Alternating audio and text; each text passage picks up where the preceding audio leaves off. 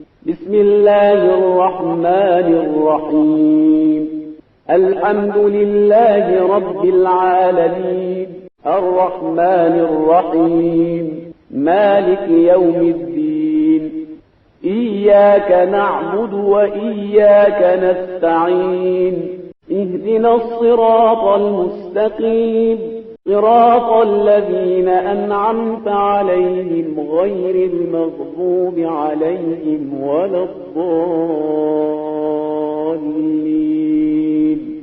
اعوذ باللہ من الشیطان الرجیم بسم اللہ الرحمن الرحیم الحمد لأہلہ والصلاة علی اہلہا. السلام علیکم ورحمۃ اللہ وبرکاتہ. آؤ کتاب پڑھیں. اس پروگرام میں ہم آپ کی خدمت میں چہاردہ معصومین علیہم السلام کی حیات طیبہ سیرت طیبہ کو پیش کر رہے ہیں، اور ہماری گفتگو الحمدللہ پیج نمبر کتاب رہبران معصوم علیہم السلام کے سلسلے میں 210 تک پہنچ گئی تھی. آئیے گفتگو کے سلسلے کو شروع کرتے ہیں. جنگ. جناب عمار پر جو تیر اندازی شروع ہوئی تھی اس کا سلسلہ جاری رہا اور حضرت کے 3 سپاہی شہید کر دیے گئے. امام نے خدا کو گواہ قرار دے کر پیغمبر اسلام کی مخصوص زرہ پہنی، ذوالفقار ہاتھ میں لی اور پیغمبر کا معروف پرچم عقاب اپنے فرزند محمد حنفیہ کو دیا. دونوں لشکر ایک دوسرے کے مقابل صف آرا ہو گئے. جناب عائشہ نے مٹھی بھر سنگریزے امام کے لشکر کی طرف پھینکے اور کہا، اندھے ہو جاؤ. زبیر جنہوں نے یہ فتنہ جگایا تھا، جنگ شروع ہونے سے پہلے امام نے پیغمبر کا ایک جملہ یاد دلایا کہ پیغمبر نے تم سے نہیں فرمایا تھا کہ اے زبیر تم علی سے جنگ کرو گے جبکہ تم ظالم اور ستمگر ہوگے. یہ جملہ سنتے ہی زبیر جنگ سے کنارہ کش ہو گئے. امام نے خود اس جنگ میں شرکت کی اور حملہ کرتے کرتے اتنا آگے بڑھ گئے کہ آپ کے اصحاب کو یہ خطرہ لاحق ہو گیا کہیں آپ قتل نہ کر دیے جائیں اور ہم بے امام کے ہو جائیں. لوگوں نے امام سے کہا آپ رہنے دیں، ہم لوگ کافی ہیں. اس پر امام نے جواب دیا، میری نظروں میں بس خدا کی خوشنودی اور آخرت ہے. طلحہ اور جناب عائشہ کے سپاہی عائشہ کے اونٹ کو اپنے حلقے میں لیے ہوئے تھے اور اس کی حفاظت کر رہے تھے. امام نے اپنے سپاہیوں سے فرمایا کہ جناب عائشہ کے اونٹ کے پیر کاٹ دو. سپاہیوں نے پیر کاٹ دیے. جنگ ختم ہو گئی، دشمن پراگندہ ہو گئے. امام نے جناب عائشہ کو بصرہ کے گھر میں ٹھہرایا اور جن لوگوں نے ہتھیار ڈال دیے تھے سب کو معاف کر دیا، یہاں تک کہ اپنے بدترین دشمن مروان بن الحکم کو بھی معاف کر دیا. جب مکمل کامیابی حاصل ہو گئی تو امام نے جناب عائشہ کو ان کے بھائی عبد الرحمن کے ساتھ نہایت عزت و احترام سے مدینہ واپس کر دیا. جنگ صفین. امام کی حکومت کو جن مسائل اور پیچیدگیوں کا سامنا تھا ان میں ایک اہم مسئلہ حاکم شام کا تھا. بعض لوگوں نے جن میں ابن عباس بھی شامل تھے امام سے کہا کہ کچھ دنوں تک حاکم شام کو برقرار رکھیے اور جب آپ کی حکومت مستحکم ہو جائے تو اس کو ہٹا دیجیے گا. لیکن امام ان باتوں میں نہیں آئے کیونکہ حاکم شام کو برقرار رکھنا امام کی منصفانہ طبیعت کے خلاف تھا اور اس کو برطرف کر دینا سب سے کم نقصان دہ تھا. امام نے حضرت عثمان کی حکومت پر جو اعتراض کیے تھے ان میں ایک اہم اعتراض یہ بھی تھا کہ حضرت عثمان نے حاکم شام کو شام کی حکومت پر برقرار رکھا. اس کے علاوہ فساد، بربادی، فتنہ، عوام کا استحصال، بیت المال میں افراتفری، یہ وہ باتیں تھیں جن کی بنا پر ایک دن بھی حاکم شام کو برقرار رکھنا ظالم و ستم گر سے معاہدہ کرنا تھا. اگر حاکم شام کو برقرار رکھا جاتا کہ کچھ دنوں کے بعد برطرف کر دیا جائے گا، یہ بات خود حاکم شام سے پوشیدہ نہ رہتی اور اپنے آپ کو مضبوط کرتا بلکہ پوشیدہ طور پر امام کے قتل کی کوشش کرتا. اس بنا پر امام کے سامنے صرف ایک ہی راستہ تھا کہ وہ فوراً حاکم شام کو معزول کرے اور امام نے یہی کام کیا. لیکن حاکم شام نے امام کی بات تسلیم نہیں کی اور امام سے مقابلے پر آمادہ ہو گیا. جنگ کی تیاری کرنے لگا جیسے تاریخ جنگ صفین کے نام سے یاد کیا جاتا ہے. صفین کا محاذ. صفین عراق اور شام کی سرحد پر واقع ہے. حاکم شام نے اپنے سپاہیوں کو لے کر پہلے ہی وہاں پہنچ گیا اور نہر پر قبضہ کر لیا تاکہ امام کے لشکر کو پانی نہ مل سکے۔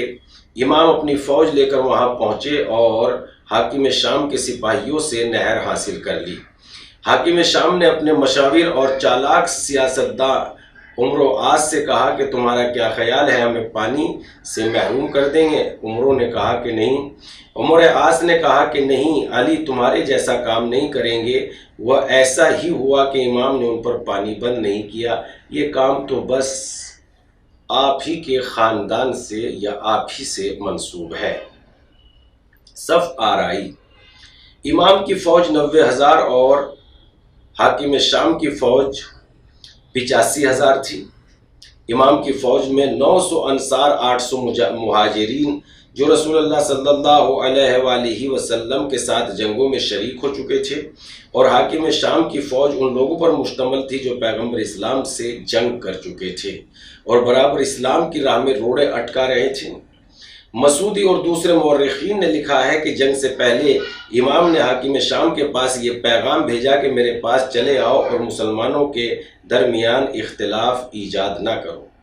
کافی خطوط آئے اور گئے۔ امام نے سپاہ سے آخر میں یہ کہا کہ میں نے تم لوگوں سے خدا کی کتاب سے گفتگو کی اور اس کی طرف تمہیں بلایا، لیکن ان لوگوں نے جواب دیا کہ تلوار کے علاوہ کوئی اور راستہ نہیں ہے۔ امام نے اپنی فوج سے فرمایا تم جنگ کی ابتدا نہ کرنا، اگر بھاگیں گے تو ان کا پیچھا نہ کرنا اور زخمی ہو جائیں گے تو انہیں چھوڑ دینا، انہیں مسلح نہ کرنا، یعنی ان کی آنکھ، ناک اور کان لب نہ کاٹنا۔ جنگ شروع ہوئی اور جنگ کے 9ویں دن حضرت علی اور حاکم شام بھی میدان میں آ گئے اور گھمسان کی جنگ ہوئی۔ اس دن رسول خدا کے جلیل القدر صحابی جناب عمار یاسر شہید ہوئے۔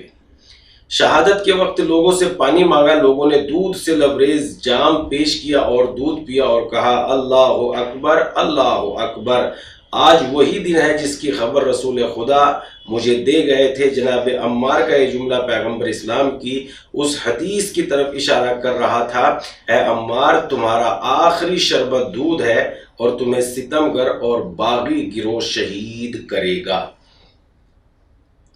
جنگ کے دوران ایک دن امام علی علیہ السلام نے اپنے ساتھیوں سے ارشاد فرمایا خدا تمہیں دیکھ رہا ہے کہ تم پیغمبر خدا کے چچا زاد بھائی کے ساتھ ہو، جنگ اور حملے کے عادی بنو، جنگ سے گریز نہ کرو ورنہ بعد کی نسلوں میں ذلت کا سبب قرار پاؤ گے اور آخرت میں عذاب میں مبتلا ہوگے۔ دلی خواہشات اور نفسانی آرزوؤں کی تاریخ سے صفائے دل کو پاک و صاف رکھو اور موت کی طرف خوشی اور اطمینان سے قدم بڑھاؤ۔ کوشش کرو کہ اس لشکر پر فتح یاب ہو جاؤ اور حاکم شام کا خیمہ اجاڑ دو تاکہ جو اس میں چھپا ہوا ہے حملہ اور فرار کی تیاری کر رہا ہے اسے اپنی محنت اور شہامت سے فنا کر دو۔ ثابت قدم رہو تاکہ خیمہ حق کا ستون مستحکم رہے۔ تم سربلند ہو، خدا تمہارے ساتھ ہے، خدا تمہاری محنتوں کو معمولی نہیں قرار دے گا۔ جنگ کا اختتام: جب جنگ اپنے عروج پر پہنچی اور دونوں طرف کے کافی لوگ قتل ہو چکے تو امام حاکم شام کے پاس پیغام بھیجا کہ کیوں لوگوں کا خون بہا رہے ہو، آؤ ہم اور تم جنگ کر لیں اور جو جیت جائے اسے حکومت دے دیں۔ حاکم شام کے مشیر خاص عمر عاص نے طنز کرتے ہوئے کہا کہ یہ تو بہت ہی منصفانہ پیشکش ہے۔ حاکم شام نے کہا خدا کی قسم جو علی سے لڑے گا وہ خود اپنے خون سے زمین پر رنگین کرے گا۔ اس کے بعد عمر عاص سے کہا اس وقت کچھ کر سکتے ہو تو کرو، کوئی ہیلہ اور بہانہ تلاش کرو کیونکہ ہماری نابودی میں اب زیادہ فاصلہ نہیں رہ گیا ہے۔ اس حکومت مصر کا تصور کرو جس کا تم سے وعدہ کیا گیا ہے۔ عمر عاص نے لشکر والوں سے کہا کہ جس کے پاس قرآن ہو اسے نیزوں پر بلند کر دے۔ سپاہیوں نے ایسا ہی کیا۔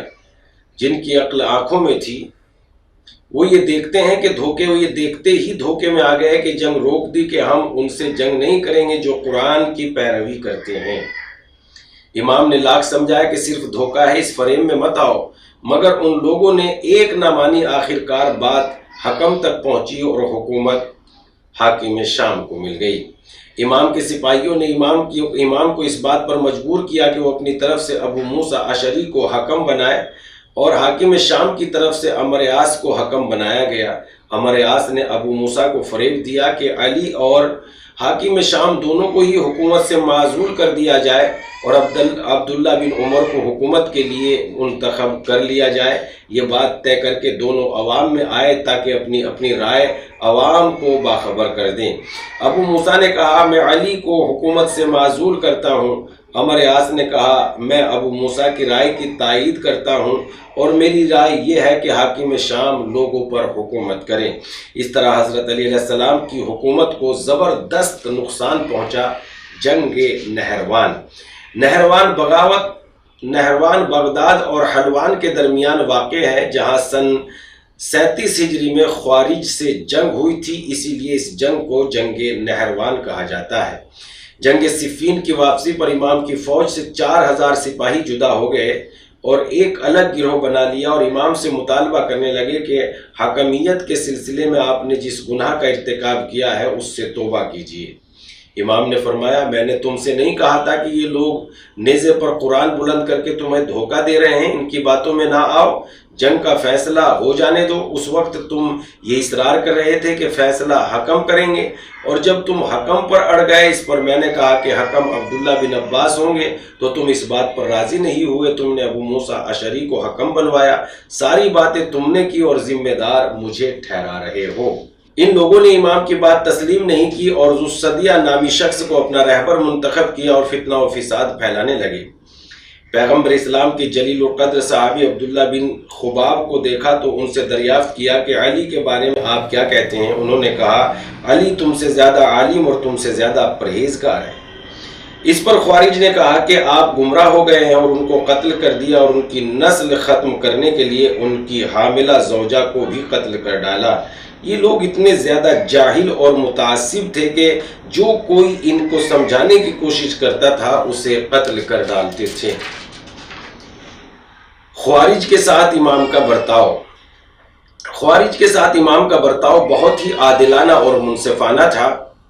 امام انہیں قید بھی کر سکتے تھے اور اذیتیں بھی دے سکتے تھے، مگر امام نے انہیں آزاد رکھا اور بیت المال سے ان کا حصہ بھی بند نہیں کیا۔ جو روش دوسروں کے ساتھ تھی وہی ان کے ساتھ بھی تھی۔ یہ باتیں حضرت علی علیہ السلام کی حکومت سے بالکل بعید نہیں ہیں، البتہ دنیا کی دوسری حکومتوں میں اس کی مثال بہت ہی کم نظر آتی ہے۔ یہ لوگ ہر جگہ اپنے نظریات اور عقائد بیان کرتے تھے۔ امام اور ان کے اصحاب بہت ہی کھلے ماحول میں ان سے گفتگو کرتے تھے، دونوں طرف سے دلیلیں پیش کی جاتی تھی اور جوابات دیے جاتے تھے۔ اس طرح کی آزادی دنیا میں کہیں نہیں ملتی جہاں حکومت نے اپنے مخالفین کو اس حد تک آزادی دے رکھی ہو۔ خوارج مسجد میں آتے تھے اور امام کی تقریر اور خطبے کے درمیان شور مچاتے تھے، لیکن امام کوئی خاص اہمیت نہیں دیتے تھے۔ مسجد میں آتے تھے، امام کے ساتھ نماز پڑھتے تھے، امام کو ستاتے بھی تھے۔ ایک دن امام نماز پڑھ رہے تھے اور لوگ ان کی اقتداء میں نماز پڑھ رہے تھے۔ خارجی نے یہ آیت بطور طنز تلاوت کی، بسم اللہ الرحمن الرحیم، وَلَقَدْ أَوْحَى إِلَيْكَ وَإِلَى الَّذِينَ مِنْ قَبْلِكَ لَئِنْ أَشْرَكْتَ لَيُحْبَطَنَّ عَمَلُكَ۔ اس آیت میں پیغمبر اسلام سے خطاب ہے کہ ہم نے آپ کو اور آپ سے پہلے جو انبیاء گزرے ہیں انہیں یہ وحی بھیجی تھی کہ اگر شرک اختیار کیا تو تمہارے سارے اعمال برباد ہو جائیں گے اور نقصان اٹھانے والوں میں ہوں گے۔ وہ شخص اس آیت کے ذریعے بتانا چاہتا ہے کہ اسلام کی جو خدمتیں آپ نے انجام دی ہیں اور ماضی میں جو آپ کا کردار رہا ہے اس سے ہم بخوبی واقف ہیں۔ آپ پہلے مسلم ہیں، پیغمبر نے آپ کو اپنا بھائی بنایا ہے، آپ کی فضیلتوں اور خدمتوں کا کوئی انکار نہیں کر سکتا، لیکن خدا نے پیغمبر سے کہا کہ اگر آپ نے شرک اختیار کیا تو آپ کے سارے اعمال برباد ہو جائیں گے۔ آپ اس وقت منکر ہو چکے ہو، لہذا آپ کی تمام گزشتہ اعمال و کردار برباد ہو گئے۔ امام نے سکوت فرمایا تاکہ اس آیت کی تلاوت ختم ہو جائے اور پھر نماز کا سلسلہ شروع کیا جائے۔ اس شخص نے دوبارہ یہی آیت پڑھی، امام دوبارہ خاموش ہو گئے۔ جب اس نے پھر اسی آیت کو دہرایا اس وقت امام نے نماز ہی میں یہ آیت بلند آواز سے پڑھی، فَاصْبِرْ إِنَّ وَعْدَ اللَّهِ حَقٌّ وَلَا يَسْتَخِفَّنَّكَ الَّذِينَ لَا يُوقِنُونَ۔ ناظرین، ہماری گفتگو ابھی یہیں پر تمام ہو جاتی ہے، انشاءاللہ ہم پھر آپ کی خدمت میں حاضر ہوں گے۔ انشاءاللہ آپ ان باتوں کو دوسروں تک پہنچاتے رہیے اور تاریخ کا مطالعہ کرنے کی دعوت دیتے رہیے، اس لیے کہ جب تک انسان تاریخ کا مطالعہ نہیں کرے گا اور جب تک پڑھے گا نہیں تب تک حقیقت کو سمجھ نہیں سکتا۔ بغیر سمجھے، اگر بغیر نہ سمجھ رہے گا تو سوائے لڑنے کے علاوہ اور کوئی بات نہیں کرے گا، اور اگر سمجھدار ہو جائے گا تو پھر تحقیق کرے گا، اور جو تحقیق کرنا شروع کر دیتا ہے حق اس تک پہنچ ہی جاتا ہے اور وہ حق کو حاصل کر ہی لیتا ہے۔ والسلام، خدا حافظ۔